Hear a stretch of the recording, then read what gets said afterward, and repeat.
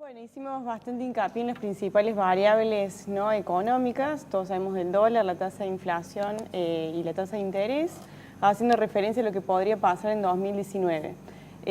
Una de las principales bases está en la política monetaria que empezó el 1 de octubre y la política fiscal, ¿no? que se estipula para el año que viene, y en el marco de que, pensando en una posibilidad o en un escenario más probable que se cumplan ambas, podríamos esperar un 2019 con una menor tasa de inflación, con un mercado cambiario más estable y dado que esta inflación va a ir disminuyendo, como se está viendo ahora en los últimos datos, una tasa de interés que después de estar desde octubre con niveles elevados en términos reales comience a descender. Aquí tenemos de fondo lo que es un tablero con varias variables que podrían ser claves en 2019. Hay variables macro, micro también. Y bueno, como bien decía Florencia, creo que un primer dato para los televidentes es decir, tenemos que prestar atención en la macro a tres variables, decías dólar, inflación y tasas, y dentro de esas, ¿cuál sería la condicionante? O sea, ¿cuál deberíamos poner la mira específicamente? La realidad, Sebastián, es que las tres están sumamente relacionadas y el condicionante acá va a venir en cuanto al ciclo político, que es lo que va a determinar en gran parte de 2019.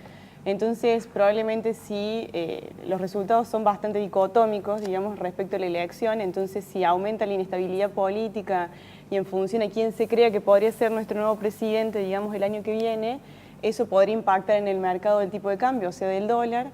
Si nosotros empezamos a ver un reflote, digamos, de un aumento del tipo de cambio nuevamente, quizás eso podría impactar en el mercado, en la inflación y por ende en la tasa de interés. Esa es una posibilidad.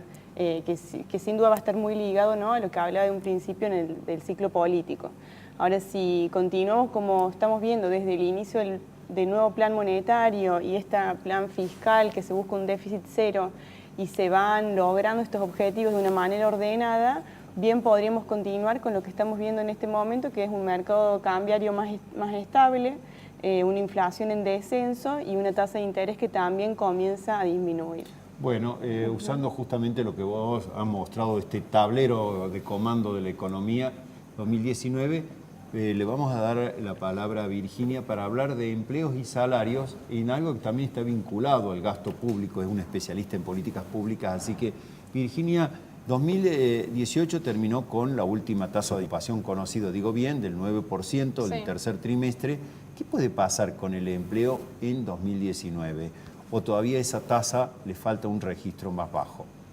Mira, la tasa de desempleo bajó con respecto al trimestre anterior y yo creo que no demuestra la complejidad que se está viviendo en el mercado laboral, porque si vos asocias tasa de desempleo con tasa de actividad, ves que aproximadamente un tercio de la población económicamente activa está con problemas severos de empleo, ¿no? Hay 1,5 millones de desempleados, aproximadamente 2 millones de personas están informales, y después hay gran cantidad de personas también que están con subocupación, es decir, que trabajan menos de 35 horas semanales o que están activamente buscando mejorar su empleo.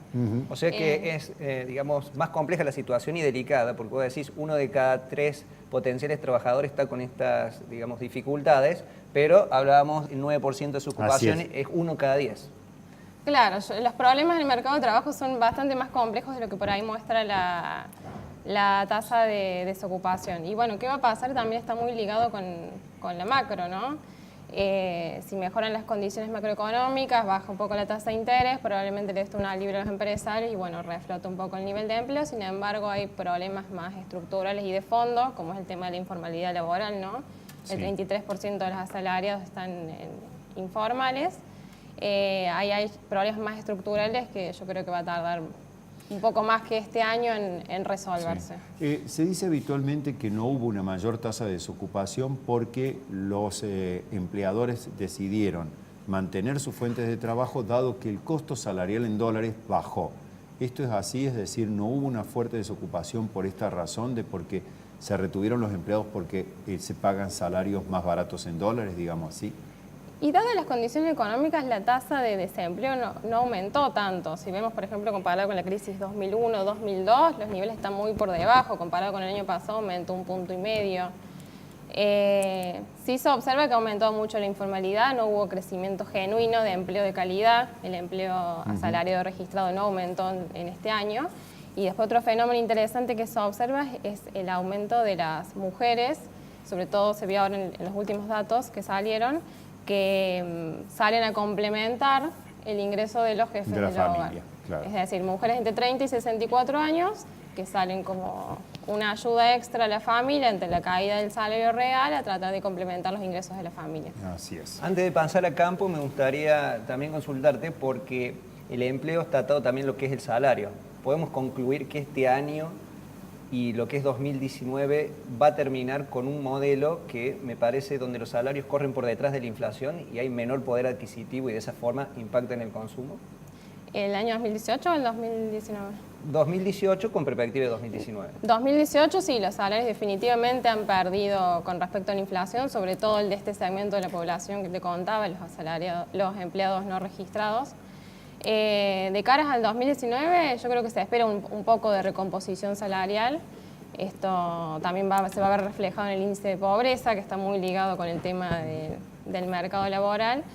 Si los salarios se recomponen un poco con respecto a la inflación, es probable que la situación mejore en términos de otros consumo. indicadores socioeconómicos, como por ejemplo el índice de pobreza. Y se habla mucho, Juan, también de un sector clave para la economía de Córdoba, que es el campo. Así es. A nivel nacional, Gonzalo, se espera una cosecha para la El campaña único que tiene 2018. buenas noticias, por lo que parece, ¿no?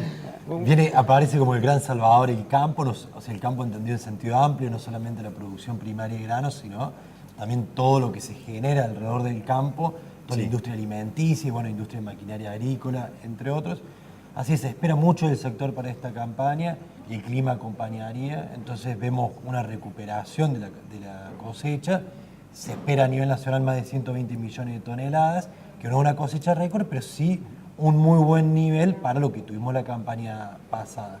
Sin embargo, me parece que hay que ser cautos en este sentido, que se le están depositando muchas expectativas al sector agropecuario, cuando todavía faltan entre 3 y 4 meses para empezar a ver los resultados productivos. Entonces, hasta que Estamos no pase, vendiendo la cosecha antes de que antes sea que una dé su realidad. fruto, ¿no? O sea, todavía falta que los cultivos atraviesen su periodo crítico, es decir, que puedan tener un buen rendimiento y ahí a ver cuánto volumen de cosecha tenemos.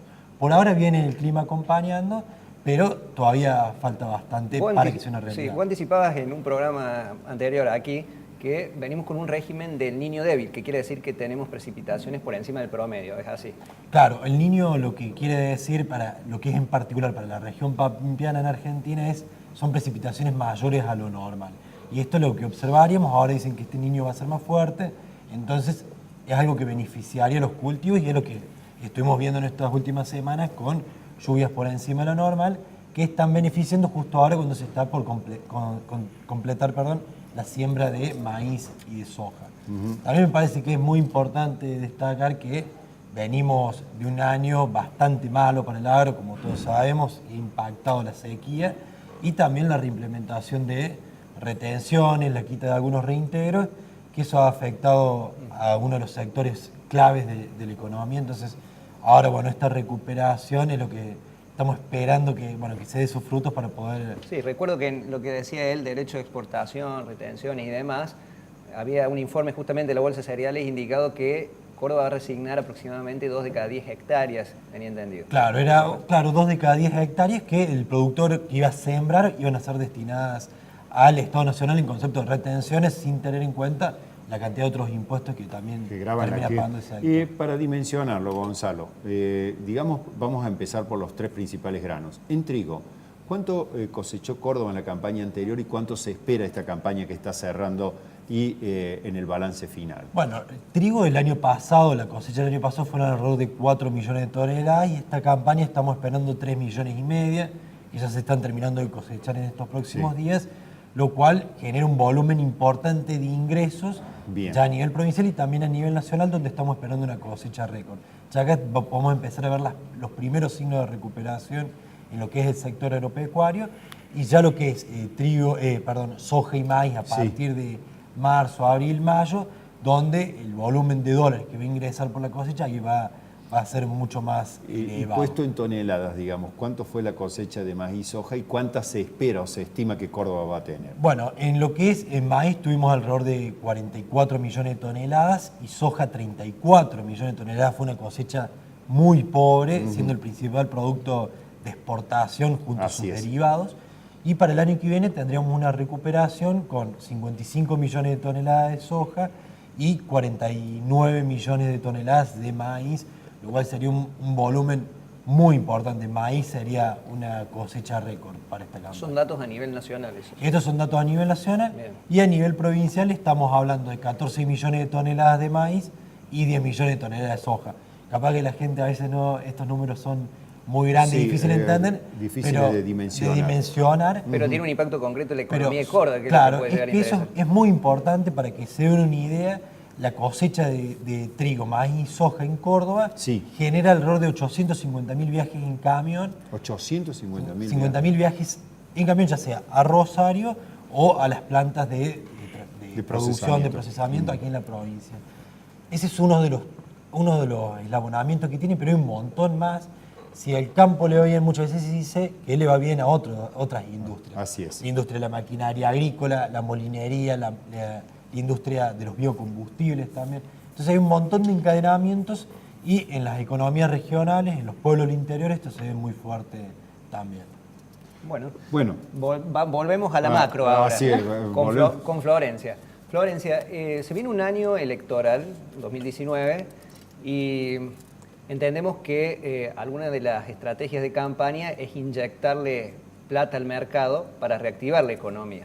No sabemos si va a ser concretamente esa la estrategia del gobierno nacional, pero ¿podría esperarse alguna bajas en las tasas de manera que el crédito sea más accesible, por ejemplo, para las pymes y el consumo personal? Bueno, la reducción en la tasa de interés ya se empezó a observar en diciembre, en noviembre, cuando comenzó el nuevo plan monetario. La tasa de interés de referencia, o sea, de las LELIQ, que estaba por encima del 70% y hoy está en 59%, o sea que ya empezó a disminuir y dado que las expectativas de inflación del mercado mes a mes se van reduciendo, o sea, si uno mira, por ejemplo, la inflación a 12 meses, hoy en día está por debajo del 30%, cosa que no pasaba en los meses anteriores. Entonces, a medida que las expectativas de inflación disminuyen, también se podría esperar, ¿no?, sucesivas también disminuciones en la tasa de interés.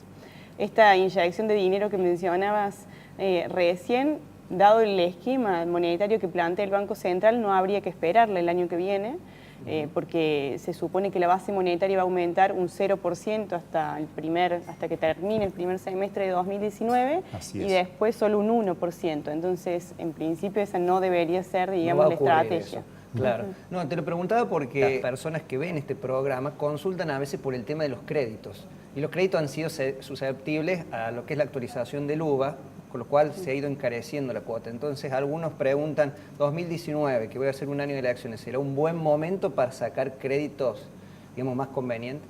Y bueno, sin duda que, digamos, el costo del crédito y el dinero es la tasa de interés. Entonces, en niveles elevados es costoso.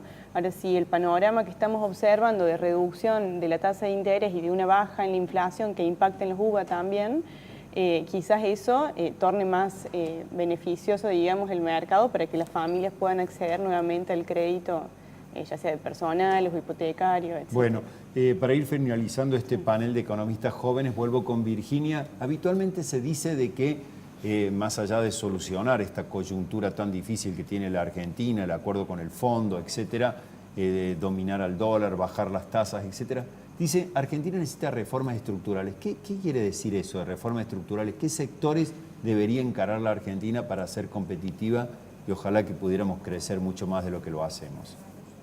Bueno, está un poco en línea con lo que hablaba antes del mercado laboral y bueno, también muy relacionado con pobreza, que mucho depende de la macro, de lo que pasa ahora. Por ejemplo, una crisis puede llevar a una familia de clase media-baja que esté por debajo de la pobreza, Sí. de la línea de pobreza, o bueno, que la gente se quede sin trabajo. Sin embargo, hay como un núcleo duro, en el caso de la pobreza más o menos del 15 o 20% de la población, que ya necesita ser atacado con medidas bien de fondo, Ajá. bien estructurales, y están, bueno, pobreza y mercado laboral muy relacionados, porque el principal problema es que las familias no pueden generar un ingreso genuino y de calidad. está muy ligado con el tema del empleo informal. Mejoras para atacar este tema sería sin duda modernizar el mercado laboral, ¿no? Las reglas de juego son bastante viejas, arcaicas, darle un poco de respiro a las pymes, disminuir las cargas sociales. Bien. Y bueno, así poder incentivar el empleo genuino y de calidad. Ojalá que se dé por lo que significa el trabajo y por supuesto el crecimiento de la familia.